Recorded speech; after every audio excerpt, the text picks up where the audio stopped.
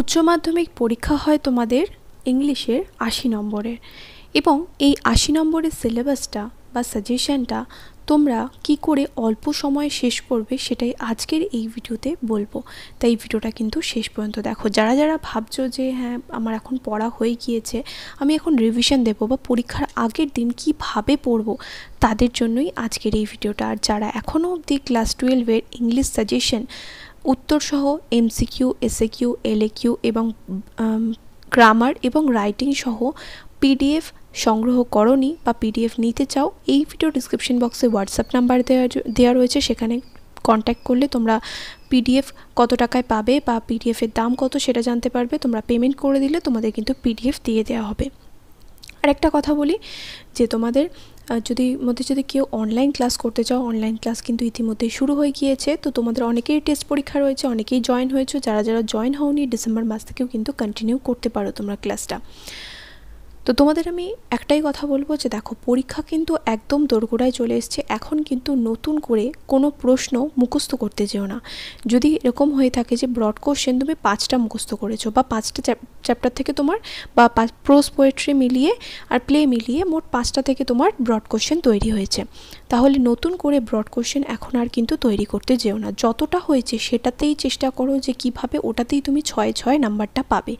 Broad কোশ্চেনের ক্ষেত্রে যেটা গুরুত্বপূর্ণ, যেটা এর আগেও বলেছি, যে অ্যান্সারগুলো সবসময় টু দ্য পয়েন্ট লেখার চেষ্টা করবে।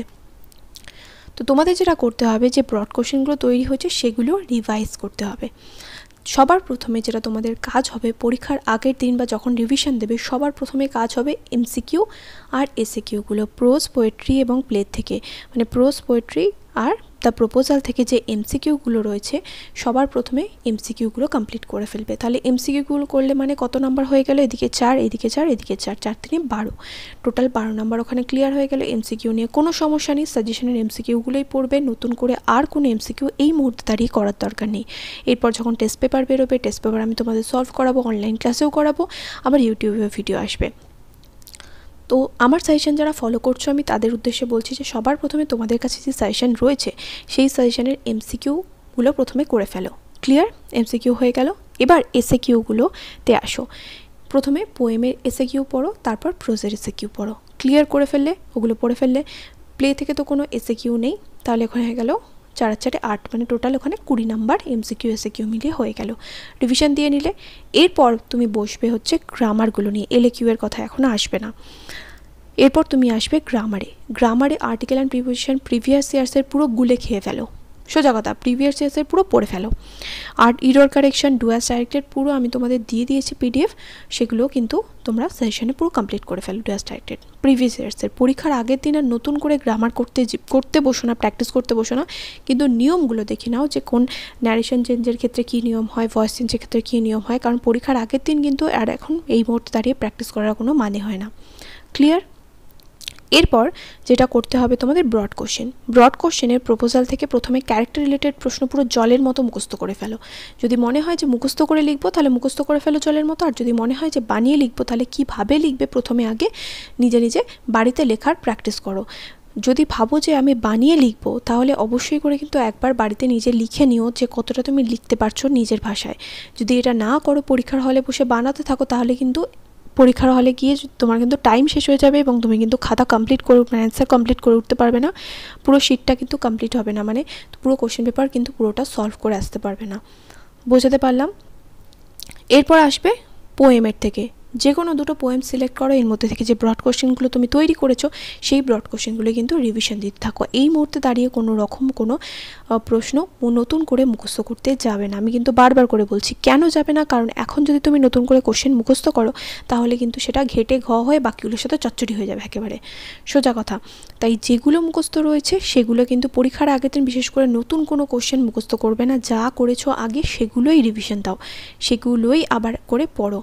আর এই মুহূর্তে দাঁড়িয়ে তুমি দেখো, একটা কথা বলি, যদি তোমার মনে হয় যে কোনো একটা কোশ্চেনের অ্যান্সার, ব্রড কোশ্চেনের অ্যান্সার আমার লিখতে হবে, তাহলে অবশ্যই করে লেখো যে যেই জায়গাটায় ভুল হচ্ছে, কোন জায়গায় বানান ভুল হচ্ছে, কোনো জায়গায় টেন্সে ভুল হচ্ছে, সেগুলো অবশ্যই করে কিন্তু লেখো যে কোন জায়গাটায় ভুল হচ্ছে ব্রড কোশ্চেন। বোঝাতে পারলাম? একটু সময় লাগবে, কিন্তু যেহেতু তোমাদের ইংলিশ তো একদিনে এক্সাম হবে, তাই না? ওই দিনে তো আর অন্য কোনো সাবজেক্ট থাকছে না, তাই যেগুলো পড়েছো সেগুলো ভালো করে রিভিশন দাও, কারণ রিভিশন দেওয়াটা কিন্তু ভীষণই গুরুত্বপূর্ণ। পয়েন্ট ওয়াইজ দেখো যে তুমি পারছো কি না, কোন জায়গায় বানান তোমার ভুল হচ্ছে, কোন বানানটা কঠিন লাগছে, গ্রামাটিক্যাল এরার কোনো রকম হচ্ছে কি না। আর যদি এরকম হয়, ধরো এক্সাম হলে তুমি কোশ্চেন অ্যান্সারটা মুখস্থ করে গেছো, কোশ্চেন অ্যান্সারটা লিখতে পারছো না, তখন কি ওরকম ব্ল্যাঙ্ক ছেড়ে রেখে চলে আসবে? না, কমপ্লিট করবে, যতটা তোমার মনে পড়ে নিজের ভাষা দিয়ে তুমি ওখানে লেখার চেষ্টা করবে। আর ওর জন্যই আমি তোমাদের বলেছি যে কোনো কোশ্চেন অ্যান্সার কখনো না বুঝে মুখস্থ করবে না। যদি এরকম মনে হয় যে কোনো কোশ্চেনের অ্যান্সার তুমি বুঝতে পারোনি, তাহলে আমার চ্যানেলে আমার সাজেশন যদি ফলো করো, তাহলে আমার চ্যানেলে তো ভিডিও দেওয়া রয়েছে, কোশ্চেন অ্যান্সারগুলো আমি তোমাদের বাংলা মানে বুঝিয়ে দিয়েছি। কখনোই কোনো কোশ্চেন অ্যান্সার না বুঝে মুখস্থ করবে না। না বুঝে যদি মুখস্থ করো তাহলে কিন্তু ভুলে যাওয়ার চান্স রয়েছে, ওই ডাটটা আমার ওইরকম করতে গেলে কিন্তু হবে না। তাই তোমাদের যেটা করতে হবে যে কোশ্চেন অ্যান্সার বুঝে মুখস্থ করেছো আশা করি, তো তাহলে পরীক্ষার হলে কিন্তু ভুলে যাওয়ার চান্সটাও কম থাকবে। কিন্তু যারা না বুঝে মুখস্থ করবে তারা কিন্তু ভুলে যাওয়ার চান্সটাই বেশি থাকবে। তাহলে লিখলে তুমি যে কোশ্চেন অ্যান্সারটা মনে হচ্ছে যে না এটা একটু ভুলে যাচ্ছি বা পারছি না, তাহলে তখন ওটা লিখবে। বা এরকম করতে পারো, তুমি ধরো পরীক্ষার আগের দিন যখন রিভিশন দিচ্ছ, তুমি না দেখে বলছো বা কাউকে ধরতে দিচ্ছ, ধরতে দেওয়ার এখন আর টাইম অত কারো থাকে না, তো তুমি না দেখে বলবে যে রিভাইজ করবে যে হ্যাঁ তুমি পারছো কি না। শুধুমাত্র একবার করে ব্রড কোশ্চেনগুলো রিডিং পড়ে দিয়ে চলে গেলাম, তাহলে পরীক্ষার হলে গিয়ে আমার মনে থাকবে পুরোটা, সেটা আশা করাটাই কিন্তু ভুল। কারণ ব্রড কোশ্চেন কিন্তু তুমি ভুলে যাবে, যতই তুমি মানে বুঝেই পড়ো না কেন, তাও তুমি ভুলে যাবে, কারণ তুমি লিখে পড়ছো না যেহেতু, যে তার জন্য কিন্তু ভুলে যাবে। তাই যেটা বলছি যে তোমাদের যেটা করতে হবে, ব্রড কোশ্চেনের ক্ষেত্রে একটা লাইনও কিন্তু ছেড়ে আসলে হবে না। সাজেশনটা যদি ফলো করে অ্যান্সারগুলো ঠিকঠাকভাবে লেখো, কোনো রকম কোনো ভুল না যায়, তাহলে কিন্তু তুমি ওখানে ব্রড কোশ্চেনে পুরো নাম্বার কিন্তু পাবে। বোঝাতে পারছি? তো এরপর আসবে প্রোজে। যে কোনো 3টে প্রোজ থেকে আশা করি তোমরা ব্রড কোশ্চেন তৈরি করেছো, সেগুলো তোমরা রিভিশন দিয়ে ফেলো। যদি লেখার দরকার হয় কোনো কোশ্চেন, লিখে ফেলো। সব কটা লেখার দরকার নেই যে প্রথম থেকেই যেটা সহজ সেটাও লিখছো, না, সহজ যেটা সেটা লেখার দরকার নেই। কে কাকে বলেছিল এটা তো তোমরা নিজেরাই পারবে, কিন্তু যে পার্টটা তোমার কঠিন মনে হচ্ছে, একটা কোশ্চেনে ধরো 3টে পার্ট রয়েছে, থার্ড পার্টটা তোমার কঠিন মনে হচ্ছে, বা সেকেন্ড পার্টটা কঠিন মনে হচ্ছে, বা সেকেন্ড প্যারাটা কঠিন মনে হচ্ছে, তাহলে সেটা লেখো। সেটা লেখো, তাহলে দেখবে যে অনেকটা তোমাদের ডাউট ক্লিয়ার হয়ে গেছে, অনেকটা তোমাদের কনফিডেন্স চলে এসছে, হ্যাঁ যে তুমি পরীক্ষায় পারবে।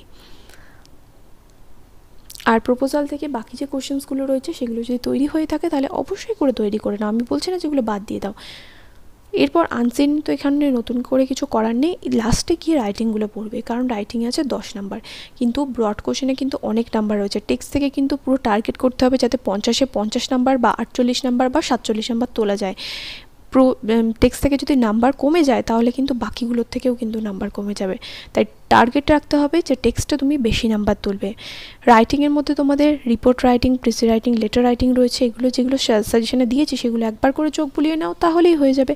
কোনো রকম কোনো অসুবিধা কিন্তু রাইটিংয়ের ক্ষেত্রে হবে না তোমাদের। আর যদি প্রেসি লেখা শিখতে চাও, আমার চ্যানেলে তো ভিডিও দেওয়াই রয়েছে, ওখান থেকে তোমরা চাইলে প্রেসি দেখে নিও।